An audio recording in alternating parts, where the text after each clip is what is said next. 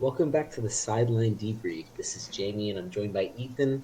And today we're mainly going to go over the Premier League fixtures that happened this weekend. I believe it was game week 23 or 24.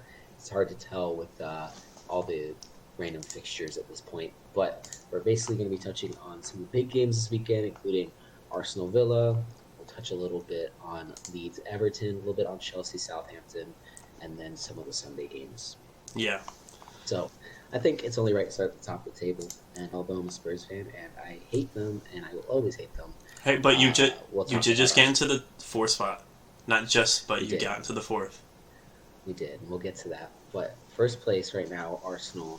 Uh, I didn't get to watch this game, but I saw the result, and it looks like they pulled themselves out of a potential loss to Aston Villa, who are a very good team in their own right.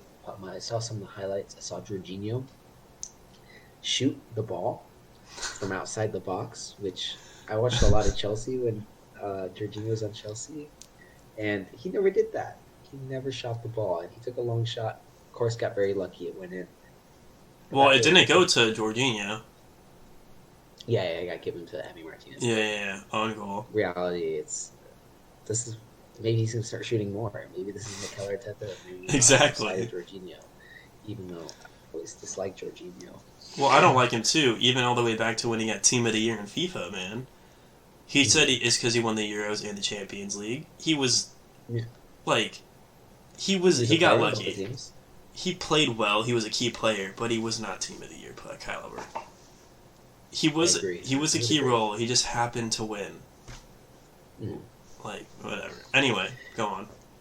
Yeah. I think we just want to talk about how they've kind of lost a bit of form. Actually, ever since signing Jorginho on deadline day, Arsenal have lost a bit of form. Um, First off, they played Manchester. Well, this was right before they signed Jorginho, but they lost to City in the FA Cup 1-0. Hmm. Of course, those are B teams. You can't read too much into it. Next game, they lost to Sean Dyche's Burnley. They weren't B That's teams in not that Burnley, Everton. FA Cup. It wasn't a B team. They were putting their From starters out. Odegaard and everybody was playing. Yeah, Odegaard was playing, but But I like mean, it wasn't like Ederson didn't play. first round Carabao Cup. This was like still City Arsenal. Yeah, yeah, But yeah, definitely. But they didn't throw out the AA teams. But no, they no, lose no, no. to Everton. Arsenal lost Everton 1-0. Pure Dyche ball. And yeah, And they then drew to Everton 1-0. Pure Thomas Frank. And then lost to City. Sorry, Arsenal lost to City 3-1. And now they were losing this weekend to Villa 2-1, but they managed to turn it around. I think it's an interesting way to look into this young team because young teams, when they have that first sign of problems, it's really interesting to see how they react. And at first, Arsenal look like they're kind of falling off the tracks, but they've kind of righted the ship. What's your take on it? I mean, a little bit just to get into Leeds, but as a young team that I think Leeds' average age is like 24. Arsenal, I guarantee, is just around that. Jorginho's bringing it up a little bit. That's about it. But teams like that, if they can react well and do what Arsenal did, kind of like what other teams do. But Mm-hmm. it was very impressive for what they pulled out. I mean, you could say Jorginho pulling that long shot. It was something that he never does ever. So that's not luck. And then the 98th minute goal. I mean, I'm not exactly It sure was how over at that much. point. Yeah, I'm not exactly sure how much extra time was added on, but it could have been controversial depending on how long that game was going on for. Mm-hmm.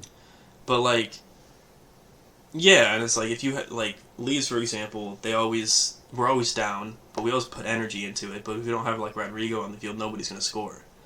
Arsenal, I feel Mm-hmm. like they're all young, but they have Martinelli, Saka, Nketiah, Odegaard that are all willing to take shots. So they have that energy, but Yes. they also have goal scorers as well. Mm-hmm. I mean, there's a reason why they're top of the league, right? Their patterns of play.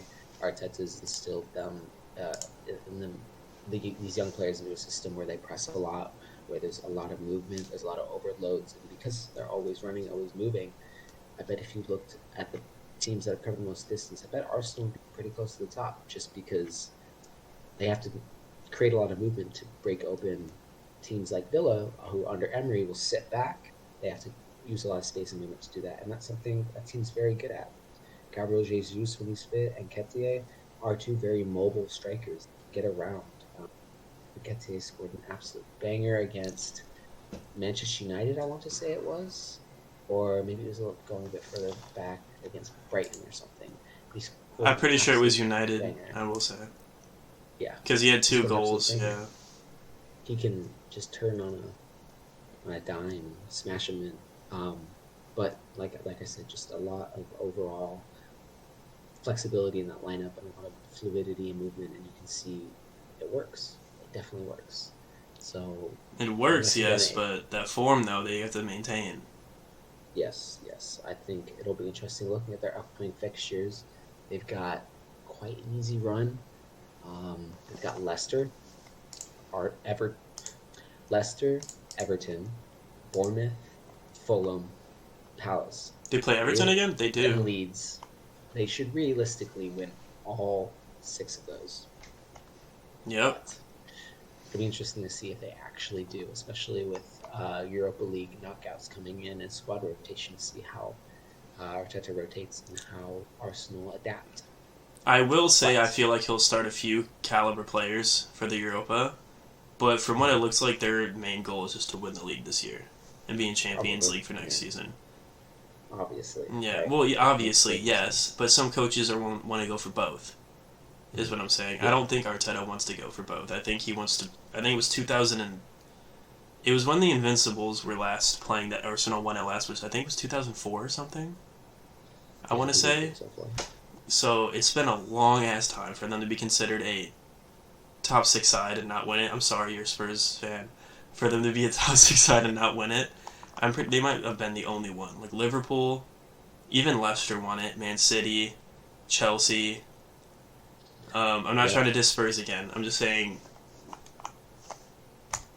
it's different. Spurs are trying to win now with the manager for now, but Arsenal took a few years to rebuild. Spurs are always trying to win, which is respectable, but Spurs are always trying to win now.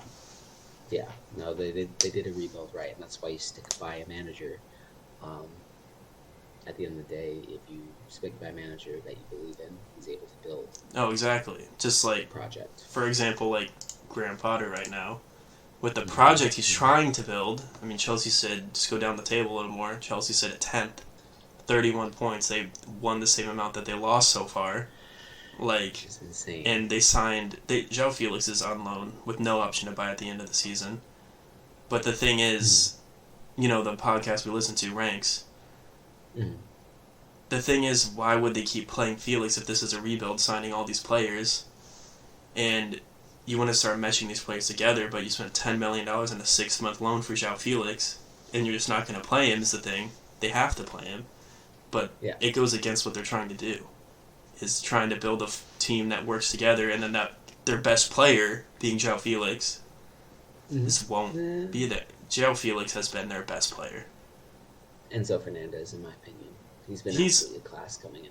he's only played like 2 games though. Felix has only played like 2 because he got suspended straight away. That's true, but like as an I don't attacking know. player, we can at least say João Felix is their no doubt best attacking player Mm-hmm. right now. And you just get rid of that if all the goals try and go through him, and then he leaves.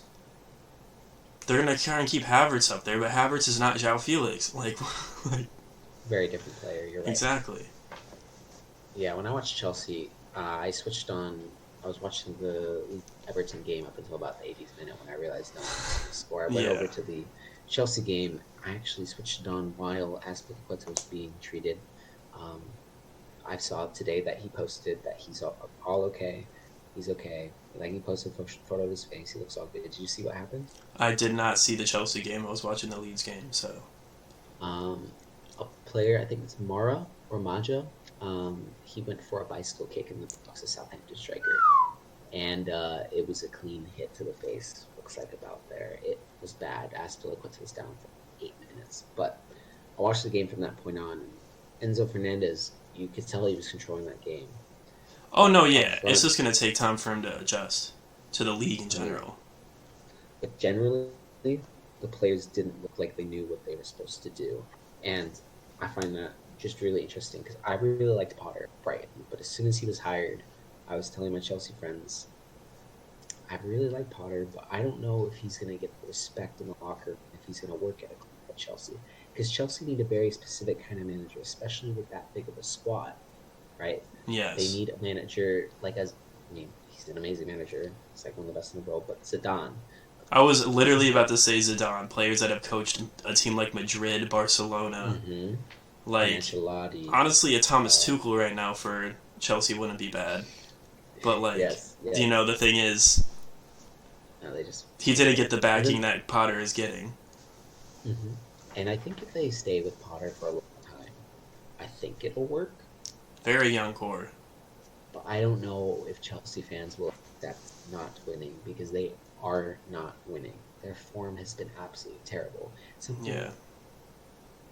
they still won games under Mourinho. They still won games over crap managers, but they're not winning games. Graham Potter has the worst win percentage of a Chelsea manager in Chelsea's history. That's not good enough, and the fans will demand more. And losing to a side that's Bottom of the table, Southampton, yeah. That's only their fifth win of the season, which is still more than Leeds. Leeds is the only team to win 4 games. I'm sorry to say again. mm-hmm. But losing Yeah, to a team like Southampton, it was a Ward Prowse free kick. Like, yeah. that's something You that should not to give a happens. free kick away, Yeah. especially when you're playing Southampton in that distance. The only And good player on they, Southampton, it feels. but Southampton didn't even have that coach. Exactly. They just fired their second one for the season. And Jesse They Marsh just almost actually got that job. mm-hmm, Speaking of that, just mm-hmm, real quick, he the only reason he didn't get it apparently is because he would just want, excuse my language, he was mm-hmm, the wanted a long term contract, like 18 months to rebuild, mm-hmm. but the board was like, no, you're gonna get till the end of the season because your history is not good as a coach. Which, to be fair, Yeah. and if he went down to Southampton again, he was never gonna get a top league coaching job again, probably. No, and I Yeah, completely understand that. And I like Jesse Marsh as a coach. I think he's got good man manager, but tactics are absolutely piss poor. Like, maybe not a good.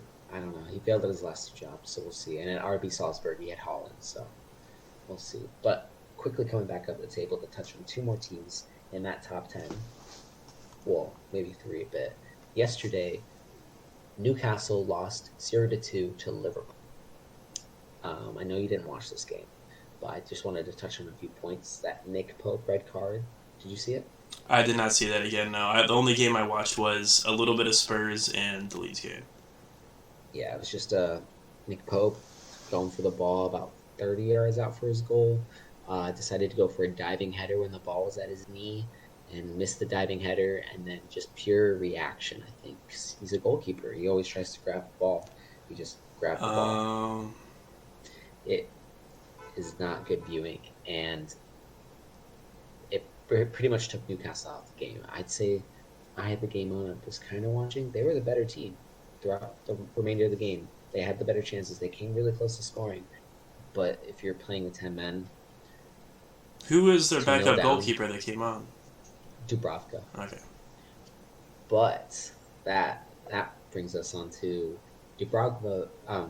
Newcastle are playing United in the League Cup final. Nick Pope's going to be suspended for Why is that? Dubravka, because the red card. No, it only goes per competition. No, he's out for the League Cup. That's not how it works. Not for the League Cup. Are you sure? I'm 100% Okay. sure. I read somewhere else then that because Koch Yeah. got I guess Robin Koch got 5 yellow cards, so he wasn't able to play in the next league game, but he was able to play in the. Yeah, yellow cards is different, Okay. but suspension is suspension. Okay. Um, so the backup, Dubravka, was on loan at United and played in the League Cup in the first half of the season. Oh, So, I guarantee. Oh, he was on loan to United, or he is a United player at still. United. He was on loan at United from Newcastle. But he's back now. That is Back home at club. Newcastle. Okay. So he cannot play Why can't because he he? can't represent two teams. Oh, I see. They're gonna have to go to their So, third choice goalkeeper? Karius, Never even heard of him. you know who he is. Liverpool Champions League final goalkeeper. No. I'm sorry. All right. When I started He just has following the the sport, ball. I was watching like the next year is the thing. The credibility. He just had the worst goalkeeping performance of all time in the final, and then immediately his career was the same. Now he's third You can string at tell, Newcastle. Like, and he hasn't played a game in like 900 days. Yeah, so that's an interesting storyline, and now I'm gonna massively favor Rashford to maybe score a hat trick in the final. with the form he's Um, been on. yeah, and then yeah, Liverpool looks better. If they win both their games in hand, suddenly you're looking at a team who's fifth in the table or sixth in the table, t- um, at the very least tied on points with Newcastle if they lose the next game. Well, Suddenly, it goal doesn't look so difference is bad. huge. They have a 10 goal difference with Newcastle now. Mm-hmm. But But with they're close to Newcastle's United and form Spurs is in both Liverpool, I close. mean, I can't see Klopp ever leaving Liverpool the next couple of years. Like, every team goes through a rut. It happens. It's going with Liverpool. It's going with Chelsea. It just happens. Yeah, yeah. So they're right back in it, and then Well, they are right back in with a top four spot, not winning the league at all. oh no, No, no, no, no. no, but they're back in the top four final, and it looks Yeah, like yeah, they yeah, might yeah. be. And then I want to touch on Spurs, of course, of course. You watched the game. What were your takeaways?